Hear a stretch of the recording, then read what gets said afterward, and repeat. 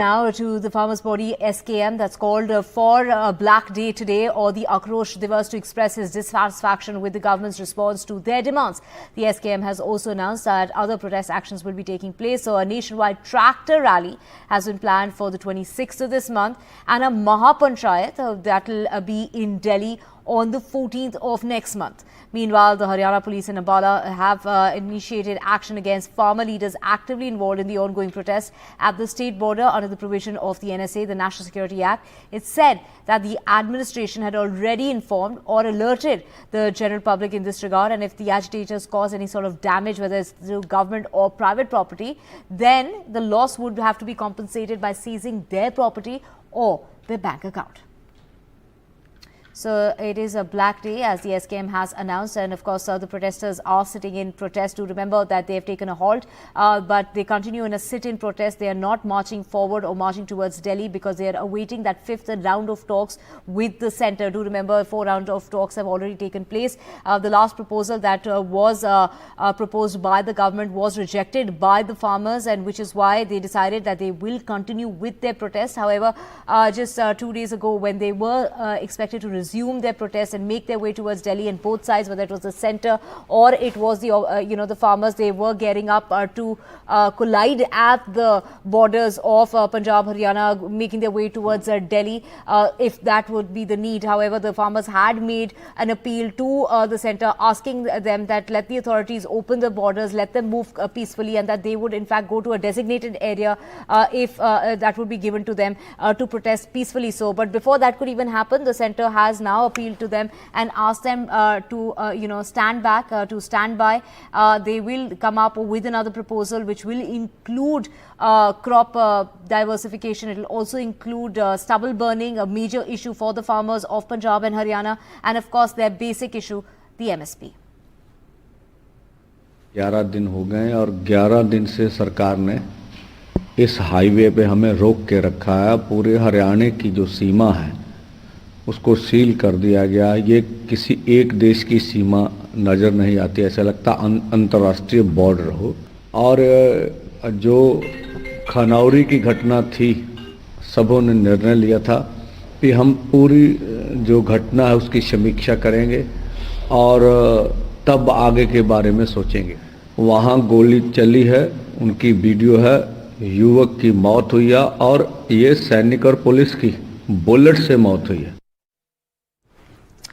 Well, we have Ghazali joining us to get us more on this. Ghazali, we just heard the farmer leader talk about the cause of the death of that one protester, saying that it was a bullet that caused his death. Get us more details as to what is he referring to.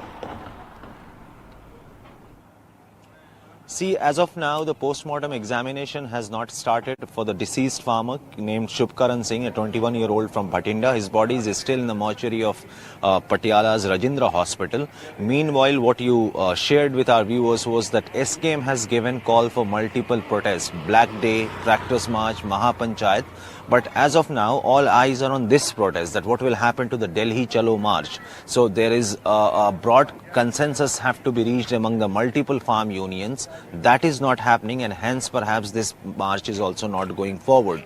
Meanwhile, the farm union leaders have asked the state government to give certain benefits to the families of this deceased farmer, rather giving him a status of Shaheed or martyr, to whom the Punjab government gives a compensation of 1 crore rupees.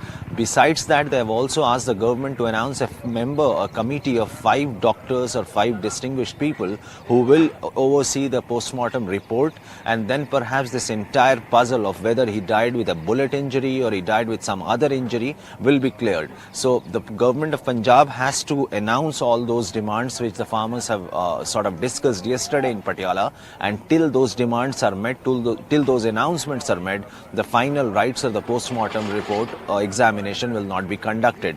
So it's a major setback for the farm union leaders, a tragic death of a 21-year-old young farmer. And why? Because violence in any form it doesn't suit any kind of agitation. Meanwhile, the union government has been repeatedly saying that we are ready for talks, but the way things have happened in the last 2 days, death of the young farmer, tear gas shelling from the other side, protesters is still near the Shambhu border. We'll have to see that how farm union leaders react and respond to this, because they had already suspended the Delhi Chalo March for 2 days. Today is the second day, and union leaders like Sarvan Pandher and Jagjit Dallewal, the two leaders who are spearheading this protest, the ones who are leading this agitation near Shambhu border, will address the media, will brief the media about what will be their next strategy. Right, Kasali, when is the next round of talks, the fifth round of talks expected? Because we do know they've asked the farmers to stand by. Of course, we just heard the farmer leader talking about how it doesn't feel like a single country. It looks like an international border when it comes to the borders of Punjab and Haryana. See, talks, verbally the union ministers are claiming that they are inviting farmers for talks. The farm union leaders also say they are ready for talks, but in between there are so many developments which have sort of become a hurdle before the talks could progress. Because yesterday, Ambala police issued a press statement saying that we are evoking an essay against the farm union leaders who are participating in this protest, as well as notices have been issued to the farm union, the protesters who are participating in this protest for asking for their bank details, and the Haryana government has issued orders saying that we will freeze your bank accounts, come forward, anybody who is participating in this protest, their bank accounts will be seized, their assets will be frozen, and this is the kind of tactics that Haryana police is sort of undertaking to ensure that not many people from Haryana join this protest. They're also, in the press statement, they said that we fear that this protest will get violent and it will damage the government properties. So they are asking general public that anybody